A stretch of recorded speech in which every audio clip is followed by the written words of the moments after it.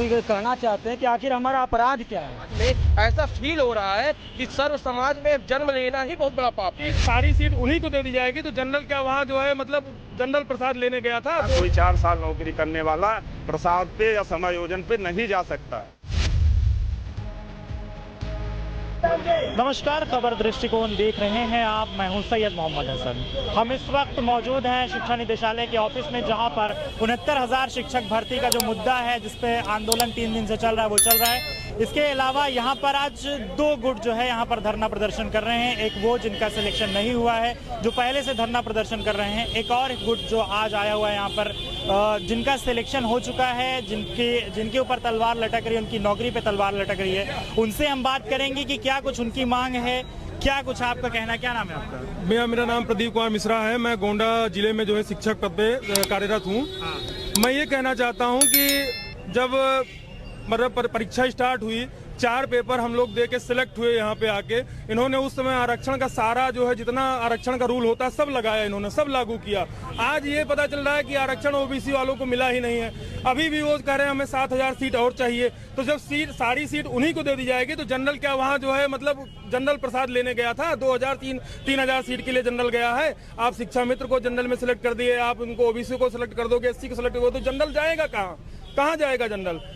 उसके घर परिवार नहीं, उसके बच्चे नहीं हैं, वो क्या करेगा? कुछ फैसला तो जो है कोर्ट का है कि जो है फिर से दोबारा इसको देखा जाए। इसके बाद अगर आप योग्य होंगे तो आपका भी नाम उस लिस्ट में रहेगा।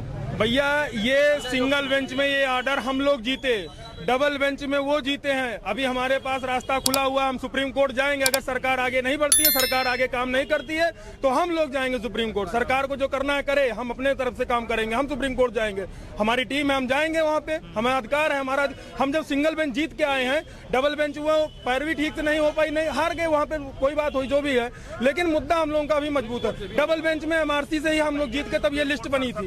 डबल बेंच में जब एमआरसी का मुद्दा हम लोग जीते थे तभी ये लिस्ट बनी थी। उस समय तो जो है कोई गड़बड़ी नहीं थी। सरकार खुद कह रही थी कि लिस्ट एकदम स्वच्छ है, साफ है। आज हम लोगों के विरोध में क्यों खड़ी है? उसको अभी तक सुप्रीम कोर्ट में जाके अपनी याचिका फाइल कर देनी चाहिए। क्यों नहीं जा रहे हैं वो? सर, इसके पहले सुप्रीम कोर्ट, हमारा नाम श्याम कृष्ण मिश्रा है। कहाँ से आप आए हैं? सुल्तानपुर से। हाँ, बताइए। सर, इसके पहले सुप्रीम कोर्ट ऑलरेडी 67,867 पे भर्ती करने की बात कर चुकी है। हम लोग को सुप्रीम कोर्ट तक लड़ चुके हैं। तो ये आज तक जो है बिना कोई भी केस सरकार का रहा है, वो सुप्रीम कोर्ट ले जाकर ही फाइनल किया है। तो आज कौन से पूर्वाग्रह से ग्रसित है सरकार कि डबल बेंच की ही बात मानने को तैयार है और सुप्रीम कोर्ट नहीं ले जा रही? इसका मतलब कोई न कोई राजनीतिक दबाव है। हम सामान्य पे पैदा हुए हैं तो कोई गुनाह नहीं किए हैं सर। हमें जो है न्याय मिलना चाहिए। हमें प्रसाद देना है तो उनको दे और ये मामला सुप्रीम कोर्ट ले जाएं, वहां फाइनल करें कि चयनितों के लिए क्या बात कही गई, क्योंकि डबल बेंच ने चयनितों के बात को दबाया है। सिंगल बेंच ने चयनितों की बात की थी कि चयनितों में कोई छेड़छाड़ नहीं किया जाएगा। और ये बेसिक शिक्षा नियमावली या किसी भी आप जो है नौकरी करने वाले बंदे का, हम प्रॉपर चैनल से आए हैं, इस तरह कोई 4 साल नौकरी करने वाला प्रसाद पे या समायोजन पे नहीं जा सकता है। हम प्रॉपर चैनल से नियुक्ति पाके चयनित हुए हैं, इसलिए हमारी चयनितों की मांग है कि अपना स्टैंड क्लियर करें, सुप्रीम कोर्ट जाएं, वहां सारी बातें रखें। अगर इनको नियुक्ति देनी है तो 6800 को प्रसाद दें। हमको प्रसाद नहीं लेना है, हमको समायोजन नहीं लेना है। अभी थोड़ी सी बात हुई थी तो बांदा में एक बैंक ने जारी कर दिया कि 69,000 वालों को लोन नहीं देना है। ऐसे समाज में अराजकता फैलेगी। लोग कहते फिरेंगे कि आप तो प्रसाद पाए हैं सरकार की, आप नौकरी नहीं पाए थे, आप चैनल में चयनित नहीं हुए थे। 4 साल बाद हम प्रसाद पाने के लिए यहाँ रोड पे आए हैं। सर, हमारी मांग ये है कि सरकार स्टैंड क्लियर करे और सुप्रीम कोर्ट जाए।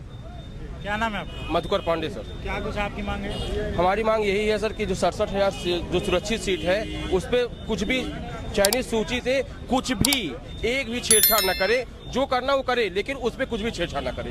बस यही आपकी ये मांग है कि जो उनका आप लोगों के साथ कुछ ना जो भी चयनित हैं, उनकी सीटें ना ली जाएं, उनको जितने भी सीटें देनी है वो दे, उसमें हमें कोई दिक्कत नहीं है। लेकिन आज एक ऐसा माहौल बना दिया गया है समाज में, ऐसा फील हो रहा है कि सर्व समाज में जन्म लेना ही बहुत बड़ा पाप है। आज ऐसा फील हो रहा है कि हम लोग जनरल हो के ही बहुत पीड़ा है इस अंदर में कि जनरल होना ही आज बहुत बड़ी पीड़ा हो रही है कि हमारा जिला बदल जाएगा। ऐसा नहीं है, चयनित ओबीसी भी सशंकित है कि हमारा जिला बदलेगा, हम भी प्रभावित होंगे। इसलिए सूची में छेड़छाड़ नहीं करना चाहिए। और सरकार कहती है सबका साथ सबका विकास, हमारे कोई नेता जो है सामान्य के लिए बोले। सभी ने ओबीसी के लिए ट्वीट किया, चाहे राहुल गांधी हो, चाहे जो भी हो, अखिलेश हो, चाहे हमारे केशव प्रसाद मौर्य हो, चाहे अनुप्रिया पटेल हो, सभी ने ओबीसी के लिए ट्वीट किया। किसी नेता ने सामान्य के लिए ट्वीट किया कि चयनित 4 साल बाद कहाँ जाएंगे।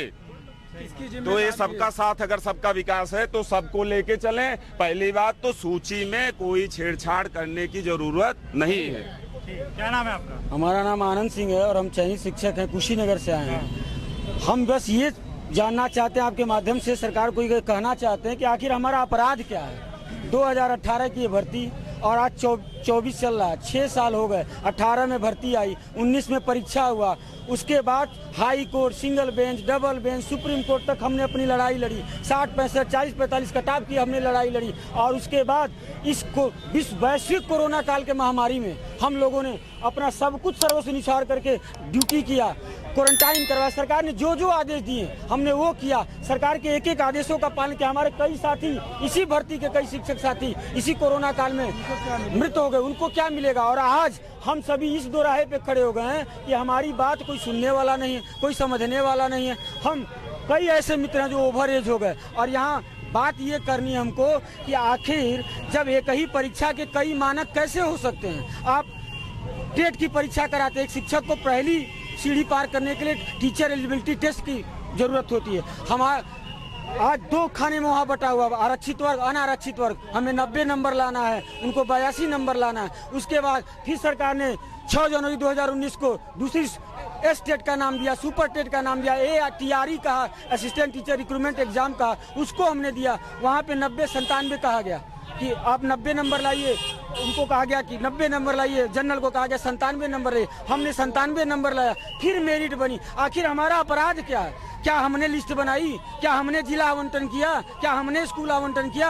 आप बताइए, आज के समय में अगर आपको नौकरी मिलेगी तो क्या कौन ऐसा जो ज्वाइन नहीं करेगा?